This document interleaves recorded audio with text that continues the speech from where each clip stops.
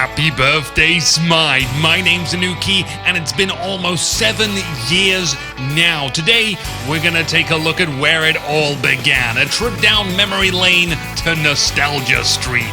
SMITE Beta. Can you remember these times?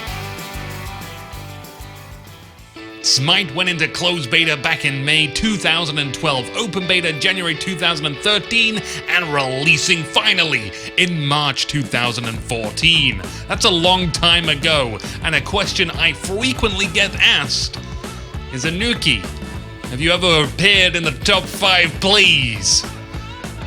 Well, that answer can be found in the beta. Yes, I have been in the top 5 plays, but I didn't credit myself because I thought that would be silly and self-centered.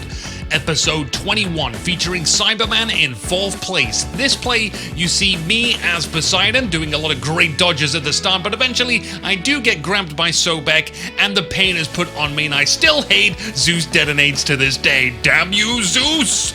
I then get targeted with a Neef World Weaver arrow, and I make a call with my friend Cyberman to pull to him and use his Aegis to block the shot.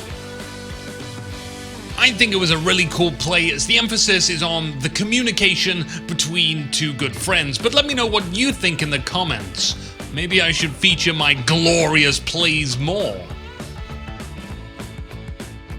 Another bit of interesting trivia, Cyberman has the first tournament pentakill featured in episode 8 with Zeus, and they die fast. This was when top 5 plays was for scheduled events like tournaments. Now maybe not so important, but Cyberman is actually an old classic 2005 World of Warcraft guildmate of mine who I still play games with today.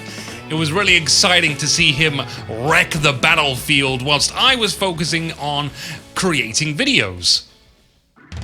Do you remember this fire giant? It was an enclosed space that filled with lava. Eventually, the roof was blown off this thing, and it certainly makes spectating easier. As you see here, I had to use state-of-the-art technology to be able to show what was happening both inside and out of this fire giant's molten core boss-like lair. I wonder which is more dangerous though, old or new fire giant?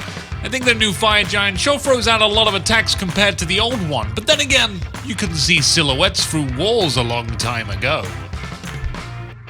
The map was different all over. For a short time there was the dreaded side jungle, small nooks and crannies to avoid big Ao Kuang ultimates, and oh yeah, this Ao Kuang was different back then. Our Noodle Boy was originally Ao Kuang. He became Kukulkan, same kit, different names. The same happened with Sun Wukong. We got a new god with an old name and an old god with a new name, old Wukong becoming Hun Bats. The best. Did you know one of my favorite characters was Hel? And she was seen quite a lot in the beta days, yet we hardly see her now. It's all about those clutch prediction cleansers, and her riding around on a frickin' Destructo disc. I was a big Hel player back then too, and I kinda miss that disc. Ooh, one of the greatest plays of all time. This play right from the beta. I wonder if NoEx is still around. I'm sure I recall him in a recent episode. This guy does an unbelievable amount of dodging, and this back in the day was insane, and it still is insane to this day.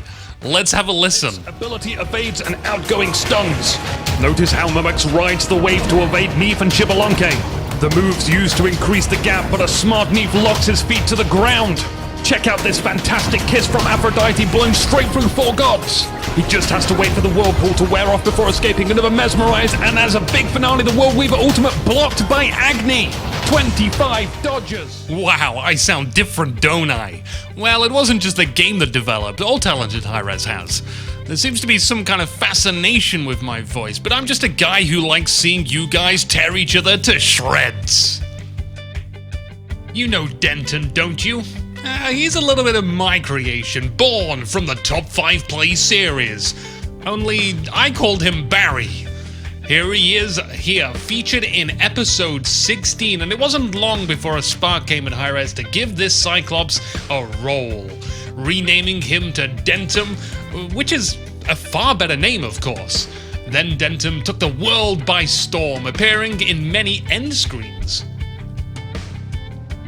The spectator mode used to be fairly basic too, but it wasn't long before we got some much needed camera updates. In the very early top 5 plays, you'll see the free cam and player perspective used.